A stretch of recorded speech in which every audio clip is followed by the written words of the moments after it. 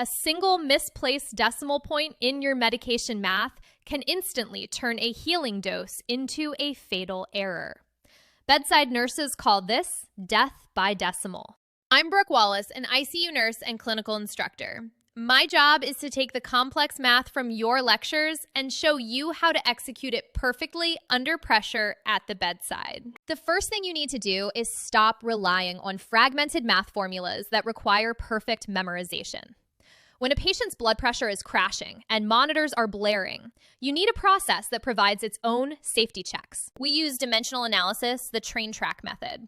It allows you to set up one continuous equation and solve the entire problem from left to right, ensuring every unit is accounted for before you calculate the dose. Speaking the language of these units ensures the dose you draw up matches the dose the patient needs.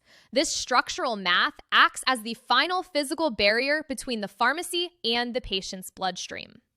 This pediatric problem is a typical example of alphabet soup math. You have a 44-pound patient, an order for 15 milligrams per kilogram, and a concentration of 250 milligrams in every 5 milliliters. We start by dropping our train tracks right below these variables. Step 1 is locking in your destination. Since we are drawing up a liquid into a syringe, our goal unit is milliliters. We place ml at the far right end of the track. Step 2 requires finding the starting point, the provider's exact order. We go to the far left of the track and place 15 milligrams on the top line and 1 kilogram on the bottom line. By establishing a clear starting point and a fixed destination, you organize the variables immediately. You now have a visual map to guide the rest of the setup. Watch out for this warning sign. The most common NCLEX trap is taking a weight-based dose ordered in kilograms and multiplying it directly against a weight listed in pounds.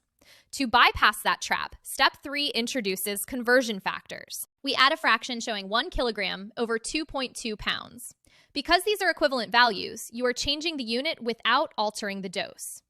Next, we add the patient's specific weight to the track, placing 44 pounds over 1. Finally, we add the concentration from the label, 5 milliliters on the top track and 250 milligrams on the bottom. Step 4 is the diagonal cancellation. We cross out matching units that appear on both the top and bottom.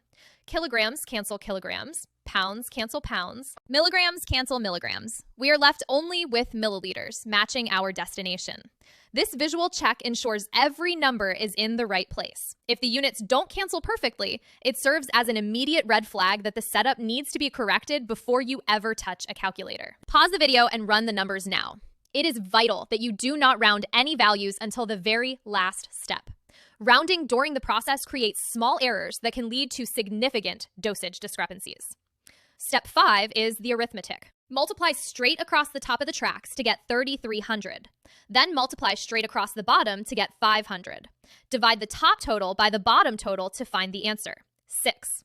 Following this track leads you to a precise dose of 6 milliliters, verified by the units themselves. Before you drop the medication, perform what veteran nurses call the BS check.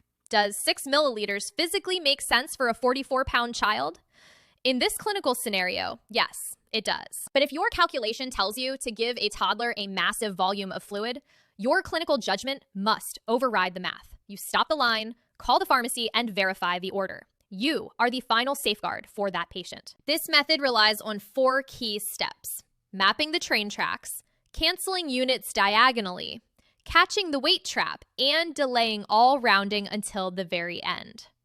Accuracy in these calculations is a fundamental part of patient advocacy. Thank you for watching.